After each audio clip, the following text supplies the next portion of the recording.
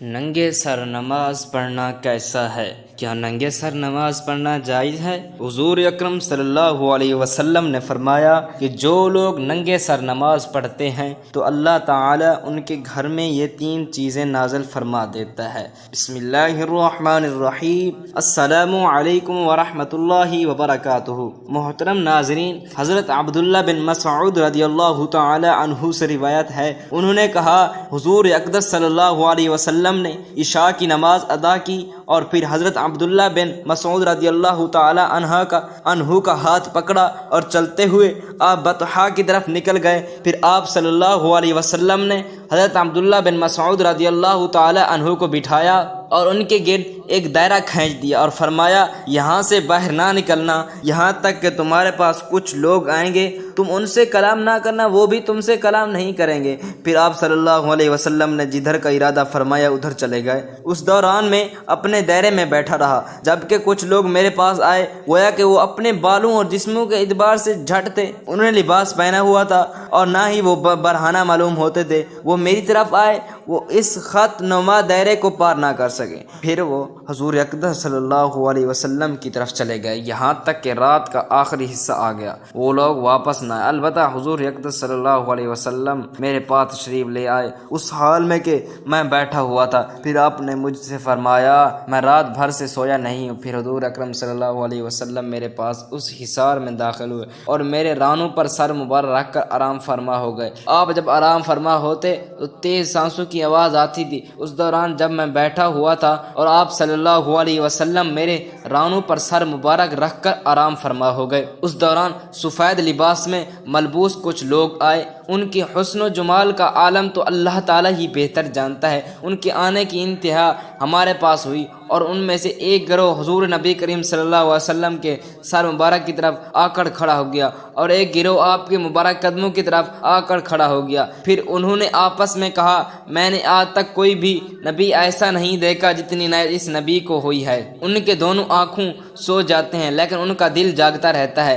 انہوں نے آپ صلی اللہ علیہ وسلم کی مثال یہ دی کہ جیسے ایک سردار نے لوگوں کو اپنے کھانے اور پینے کی طرف بلایا، جن لوگوں نے ان کی دعوت قبول کی تو اس کا کھانا کھایا اور اس کی سبیل سے پانی پیا، اور جس نے اس کی دعوت قبول کی تو اس نے عذاب پایا، دعوت قبول نہ کی تو اس نے عذاب پایا۔ پھر وہ لوگ چلے گئے۔ پھر حضور اقدس صلی اللہ علیہ وسلم اس وقت نیند سے بیدار ہوئے تو کہنے لگے جو انہوں نے کہا وہ تم نے سنا، اور کیا تم جانتے ہو کہ وہ کیا کہ اللہ تعالیٰ اس کے رسول صلی اللہ علیہ وسلم سب سے زیادہ اور بہتر جانتے ہیں؟ آپ صلی اللہ علیہ وسلم نے ارشاد فرمایا وہ ملائکہ تھے۔ اور تو جانتا ہے کہ انہوں نے کس چیز کے ساتھ مثال دی؟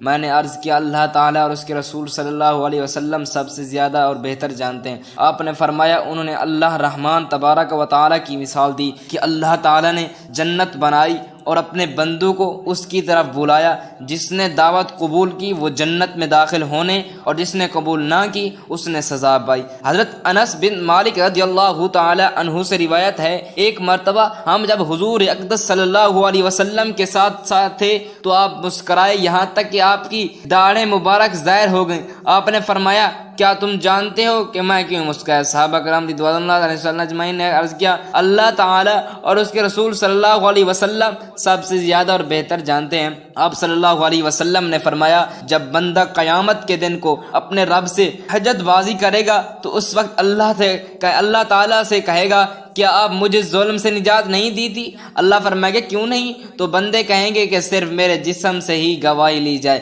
تو اس سے کہا جائے گا ٹھیک ہے آج کے دن تیرے لیے تیرا نفس ہی کافی ہے اور تجھ پر تیرا نفس ہی معتبر ہے۔ چنانچہ اس کے منہ پر مہر لگا دی جائے گی اور اس کے اعضاء سے کہا جائے گا کلام کرو، تو وہ اس کے اعمال کے بارے میں سب کچھ بتائیں گے۔ پھر اس کے درمیان اور اس کے کلام کے درمیان سے رکاوٹ ہوگی جو منہ سے مہر ہٹا دی جائے گی، تو وہ مہر اپنے اعضاء سے کہے گا تم غارت ہو، تمہیں ہی تو بچانے کے لیے میں جھگڑ رہا تھا۔ حضرت انس رضی اللہ تعالی عنہ سے مرفوعاً روایت کرتے ہیں کہ جس نے یکم رجب کو مغرب کی نماز کے بعد 20 رکعت پڑھے تو 2 کر کے ہر رکعت میں سورۃ فاتحہ کے بعد ایک مرتبہ سورۃ اخلاص پڑھے اور سلام پھیر دے، آپ صلی اللہ علیہ وسلم نے فرمایا کیا تم جانتے ہو کہ اس کا کیا اجر ہے جو مجھے حضرت جبرائیل امین علیہ الصلوۃ والسلام نے آ کر بتایا؟ ہم نے عرض کیا اللہ تعالیٰ اور اس کے رسول صلی اللہ علیہ وسلم سب سے زیادہ اور بہتر جانتے ہیں۔ آپ صلی اللہ علیہ وسلم نے فرمایا اللہ تعالیٰ اس کی جان کو، اس کے گھر والوں کو اور اس کے بچوں کی حفاظت فرمائے گا اور اسے قبر کے عذاب سے محفوظ رکھے گا اور اس بغیر کسی حساب کے بجلی کی سی تیزی سے پل صراط سے گزار دے گا۔ نماز جیسے اہم مسئلے پر پورے احکام اور تفصیلات کی وضاحت کرنا ضروری ہے۔ اگر کپڑے کم ہوں یا بدن کا کوئی حصہ ڈھانپنے میں مشکل پیش ہے تو شریعت نے ایسے مسائل کے حل بھی فراہم کیے ہیں۔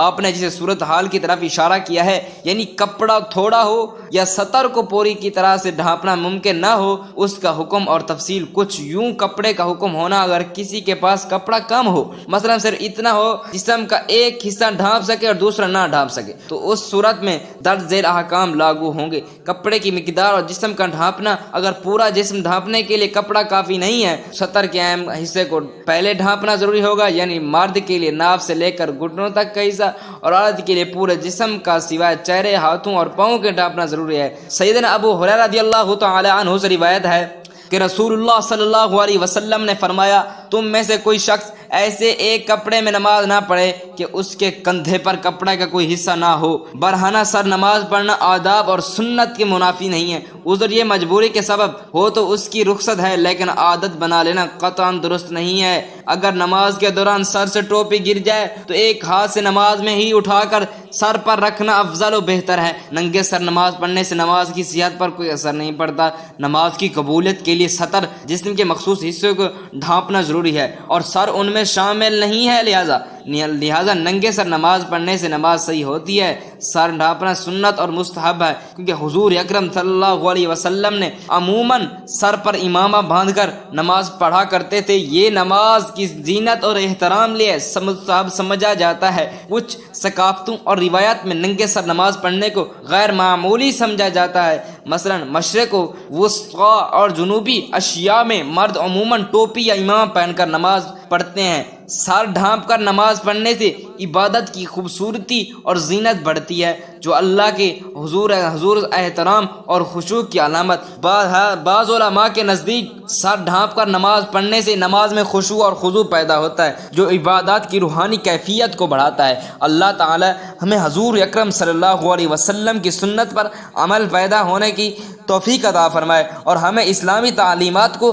سیکھنے اور سکھانے کی توفیق عطا فرمائے۔ آمین ثم آمین۔ جزاک اللہ خیرا کثیرا۔ اللہ تعالی اور حضور اکرم صلی اللہ علیہ وسلم کے 99 ناموں میں سے ایک نام ضرور کمنٹ کریں اور اپنی رائے کو کمنٹ میں ضرور شیئر کریں۔ شکریہ۔